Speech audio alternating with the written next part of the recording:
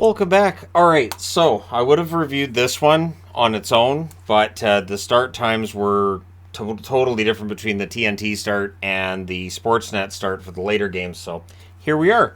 So we're going to start things off talking about Winnipeg and the New York Islanders. Now, the Islanders have gotten back to playing Islanders hockey. That's really what we're starting to see. It's Hellebuck with his .926 save percentage against Sorokin with his .924 save percentage. I checked. Those are good. So, early Islanders press, near miss for Cizikas. There was a post for Connor on a rush.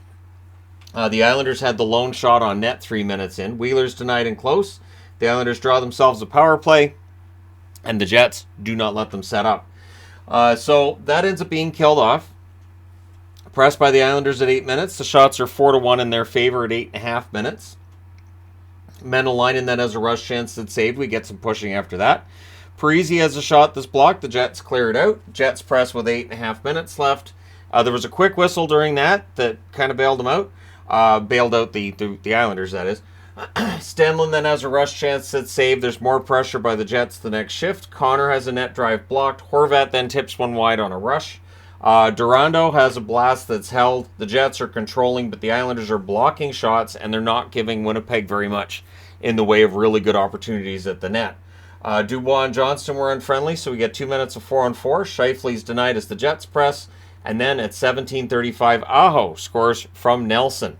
Buries a rebound on a rush. The Islanders would look for another, but after one period of play, it's 1-0 Islanders. Second period, Wheeler has a shot that's blocked. The Islanders are blocking net feeds. Schmidt has a shot that's saved. Lowry's was blocked. The next chance Schmidt had, he fires that wide. The Islanders rush. Jets go to the power play. Ehlers to Dubois. Near miss there, and then Ehlers gets the goal. Scores his first in 10 games from Morrissey and Connor on the power play at 4 minutes and 30 seconds, and he wires it bar down. Kick save then on Appleton. Connor has a shot that's blocked, as now Winnipeg's looking for the lead, but there's a delay game call that gives the Islanders a power play. Good cycle. Jets clear it out. They do kill that off. Cizikas then can't bury one as the Islanders press. The shots are 8-2 for Winnipeg with 8.5 minutes left. Nelson has a net feed picked off. We get a power play for Winnipeg. Dubois can't bury one in close. The Islanders clear it out. They kill that off. A Menelainen to Scheifele near miss there. Mayfield fires one wide. The Jets ice it. There was a post for Dubois, and then DeMello has a shot that's held. Ehlers was then denied. Scheifele can't bury the rebound. The Jets press to close it out. So it's kind of the Sorokin show in the second period, outside of the goal by Ehlers. Third period, Fasching has a chance that's saved during an early press by the Islanders. The Jets press back at a minute and a half. Fasching has a shot that's held. The Islanders end up getting themselves a power play. The Jets don't let them set up. Back-to-back clears on that. Short-handed Connor. His opportunity kills some more time. DeMello then dumps one in to get a chance. That power play is killed off. No shots for the Islanders on their power play. Then there's a power play for the Jets. Scheifele has a shot that's held. Scheifele to Ehlers, near miss. That power play is killed off. And then at 9:57, it's Holmstrom from Horvat and Martin. Buries it in close. It's post and in. And it's 2-1 for the Islanders. So nice pass by Horvat. Ehlers rushes. Net feeds picked off. The Jets get themselves a power play. They cycle, but they're kept to the outside. That's killed off, and we're down to 5 minutes left in the game. Islanders press with 4 minutes left. Durando has a chance. That's denied. The Jets clear it out. 2:31 left. The Islanders go to the power play. Nelson has a rush chance that's saved. 1:13 left. The Jets call a timeout. There was a face-off in the Islanders zone, so they pull the goalie to get to 5-on-5. Ehlers has a shot deflect out. The Islanders ice it with 45.7 seconds left, but the Jets just couldn't get the goal to tie it. So your final score is 2-1 for the Islanders. They go to 30, 24, and 7. Remember, they're in a dogfight in the East, and everybody behind them has games in hand, so they need to win some games. Winnipeg 35, 22, and 1. I'm guessing they just knew Dallas was going to blow it, so no pressure on them. Shots in this one, 11-9 Islanders in the first, 11-4 Winnipeg in the second, 7-5 Islanders in the third. Final shots 25-22 for Winnipeg. The Jets 1-for-4 on the power play. The Islanders 0-for-4. The hits 23-13 for the Islanders. Hellebuck 20 saves on 22 shots. Sorokin 25 saves on 26 shots. It was a low-scoring game as expected, and now I need to change boards. You know, it's funny when I watch the TNT broadcasts and they start talking about how a team's playing, and I'm thinking, you guys don't watch them very much. So Dallas had a big lead, and they're like, yeah, see, Dallas is angry, and they're determined tonight. And I kept thinking, yeah, this isn't over. There's a lot of time left. So it's Stauber versus Ottinger in this one. Early jump for the Stars. Phillips breaks up a 3-on-2. Domi has a rush chance that's held. Shots are 2-0 Hawks at 2.5 minutes. The Hawks would press. Jack Johnson's shot is held. Ottinger, quite sharp early in this game. Stars get a power play. Hawks clear it out early. Heiskanen has a shot that's saved. They do cycle late. Gurianov has a shot that's held. There's some punchiness as the power play comes to an end. Dallas managed 2 shots on that. Stars press at 8.5 minutes. The Hawks then press back at 9.5. Faxa has a net feed that's picked off. Athanasiou fires one wide on a rush. Robertson's denied. Sagan's shot is held. And then Sagan is not denied his next chance. At 12:58, he wires one top corner. Glove side on Stauber. The Hawks press to respond, but a rush chance goes the other way. And at 14:17, Jamie Benn scores from Gurianov on that rush to make it 2-0 Dallas. Robertson then has a rush chance that deflects out. It's all Dallas at this stage of the game. Johnston has a net shot that's blocked. Gurianov had a chance that was held. And yeah, the Stars are controlling things to close it out, and they're up 2-0. Second period. Good early back and forth. The Stars press at 3 minutes. Heiskanen has a net feed. That's blocked. The Hawks get pinned down, but they do clear it out. The Stars, though, they draw themselves a power play, and they score on it. It's Robertson who was patient, just wires it. He scores from Heiskanen and Ben at 4:33. And the shots are 4-0 for Dallas at 6 minutes. What could possibly go wrong?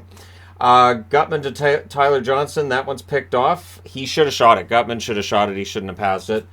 Things get punchy after a hold by Stauber. Stars go back to the power play. It then becomes 1:18 of 4-on-4, which means it becomes a Hawks power play, and they score on it. It's Domi on a great pass by Kane. It's posting in.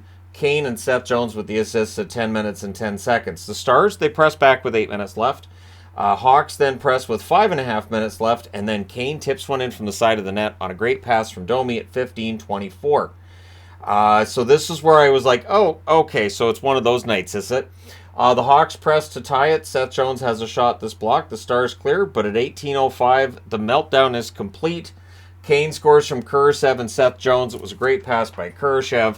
That is 3 goals for the Chicago Blackhawks in 7 minutes and 55 seconds of action. That should not happen when you're at home against the Chicago Blackhawks. Hawks press in the final minute. Blackwell has a shot that's saved. All Hawks to close this out. Really. Honestly. 3-3 after 2, and I had a bad feeling about how the third was going to go. Honestly, the weird thing is, Dallas played relatively well in the third. So early Kurashev chance to flex wide. Delandry has a net feed that's held. Some pushing after that. The Stars press at 3 minutes. Kept to the outside. The ref is told that he sucks at this point. And then Domi steals one, goes end-to-end, and scores at 4:13. So I keep hearing, Domi, they're going to trade him. They got to trade him. I don't know that they do. Domi, this is the best he has looked in at least 4 or 5 years. This is the best season he's had. I think it's in his best interest to stay in Chicago, and it might be in their best interest to keep him. Honestly, he's playing really, really well right now. And I don't know that another team would get the same out of him, is what I'm saying. Like last year, we saw him dealt at the deadline, and it didn't work out that well. So I don't see any reason for him to leave Chicago.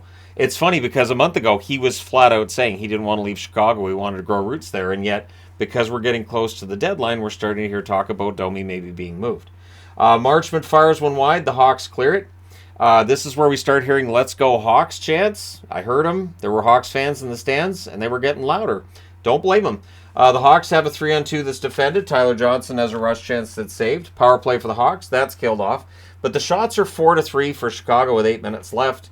Stars press with 5 minutes left. They did wake up as the period went along. Dickinson has a rush chance that's saved. The goalie pull happens with 2 minutes and 10 seconds left. Heiskanen couldn't bury one. Fox is denied. Stauber holds. They reviewed to see if the puck was in. Spoiler alert, it wasn't. And I couldn't even see an angle where I thought there was a reason that the review took as long as it did, but that's just me.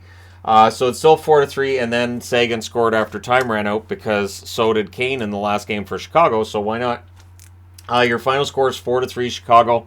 They go to 20, 32, and 5. Dallas drops to 30, 16, and 12. Dallas isn't going anywhere. This team right now, the way they've been playing and the way they've been blowing leads and just not getting the results. If the playoffs started tomorrow, I would be taking whoever's playing Dallas in the first round. I don't know that it would matter. I don't know that it would. The shots in this one, 12-8 Dallas in the first, 10-7 Chicago in the second, 14-5 Dallas in the third. I think this is their 5th straight loss, too. Final shots, 33-23 Dallas. Power plays, Chicago 1 for 2, Dallas 1 for 3. Hits 17-13 Chicago. Stauber saves 30 out of 33 in Ottinger. Not Ottinger-like numbers with 19 saves on 23 shots. I'm not blaming him for the 4 goals. I'm blaming their defense for those 4 goals. When Chicago had a chance, it was a pretty darn good one. And there were a lot of guys that weren't being checked. Kane, on that one he tipped from the side of the net. All I could say to myself was, where was everybody? He's wide open.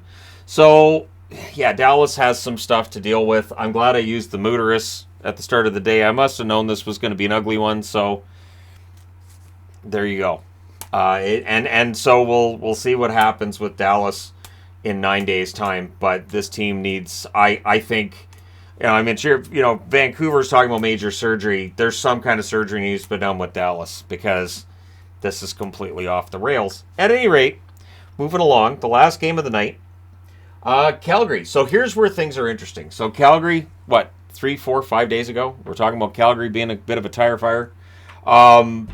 Dallas first in the West, and I keep hearing about how Dallas is the best team in the West. I've been telling the TV they're not, but nobody will listen to me. So Calgary was down. They were done, right?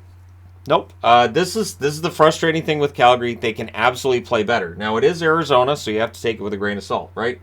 So it's Vladar versus Vejmelka. Coleman has an early shot that's held. I think this is one of those rare times you see 2 goaltenders with a last name starting with V against each other. Although Vasilevsky and Varlamov have definitely played against each other numerous times. Flames have the early jump. The shots are 3-0 Flames at 2 minutes. Hanifin has a shot that's saved as the Flames press. Bukestad then had a shot that was saved. The rebound's cleared. Schmaltz takes a puck from Huberdeau. And then Lucic. Lucic scores from Lewis and Dewar at 4:39. Was posting in from the slot. It's a nice board play there. Good forechecking by Calgary, and it makes it 1-0. So Lucic with a nice goal there. Ninth Flames shot on net at that point. Coyotes had 2, and they'd only managed 1 the rest of the period. Michelli couldn't bury the response. Coleman's then denied in close. Schmaltz fires one wide. The Flames rush. There's a near miss for Huberdeau. We went over 7 minutes without a whistle at that point. There's a crossbar for Krause. The Flames pressed to close it out, and Vejmelka was really quite the story in the first period. Even though the amount of goals that are scored against him are there, I still think Vejmelka had a decent game. Second period, the Flames pick up where they left off, but they take a penalty in the offensive zone. And Arizona, they can do this. They scored on the power play. It's Schmaltz from Keller and Valimaki at 1:11. So there's former Flame Valimaki with the secondary assist. Schmaltz then has a rush chance that's broken up. The Coyotes had some energy at the start of this period. McBain throwing hits on the forecheck. Coyotes press at 4 minutes. Backlund then had a rush chance that's saved. Mangiapane has a tip shot that's held. Anderson fires one wide. The Coyotes are not getting sticks in the passing lanes. Just wide open passing opportunities for the Flames at this point. Shots are 7-2 Calgary at 6 minutes. There's a press by the Flames at 6.5 minutes. Flames end up going to the power play. Mangiapane's denied after a good cycle. Arizona kills that off. Dewar then has a shot that's blocked. Keller misses one high on a fast break. And then Keller scores when it goes in off Tanev's stick. So it's an own goal. I feel bad for Vladar because it still just sinks his save percentage on the night. That happens at 9:31. That was only the 7th shot on net because technically it goes in, so it's counted as a shot on net. The Flames had 29, and it's only 3-2.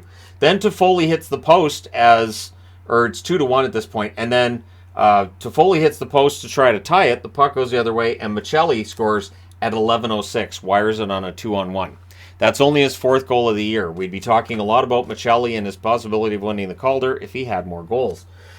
So that was the 8th shot as well. So that's back-to-back shots. But I don't like saying that because one of them's Tanev. You shouldn't be expecting to have to save a puck off your own defenseman.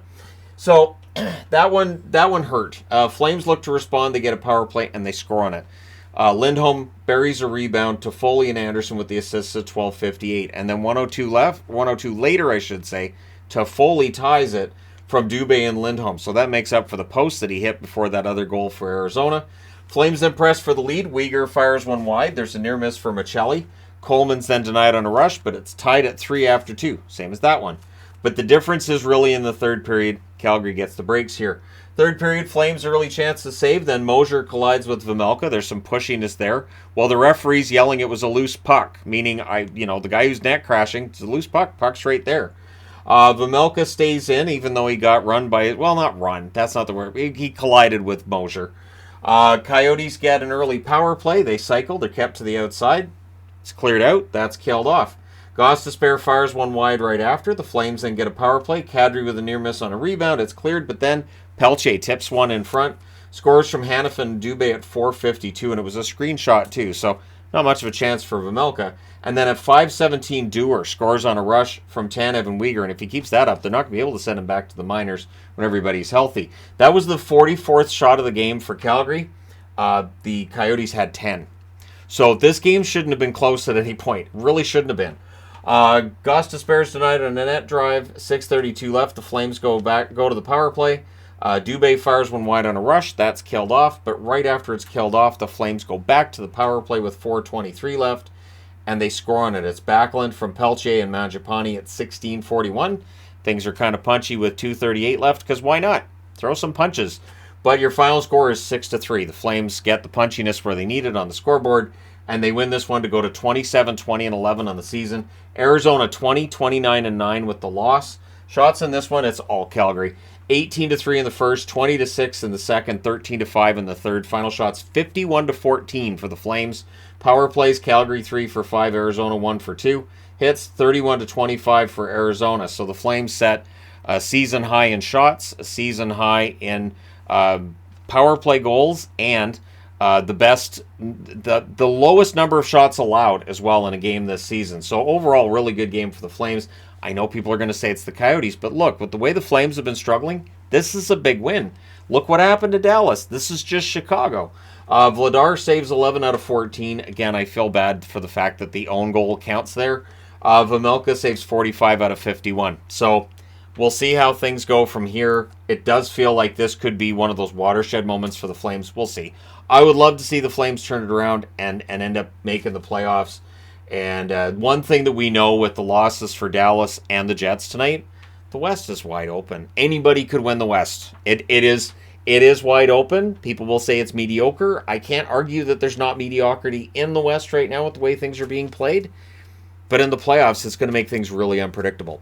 So let me know your thoughts in the comment section below as always. Don't forget to hit like and subscribe if you're browsing your way through, you just happened upon this video. Thank you guys so much for watching, for all your support. I will talk to you again soon.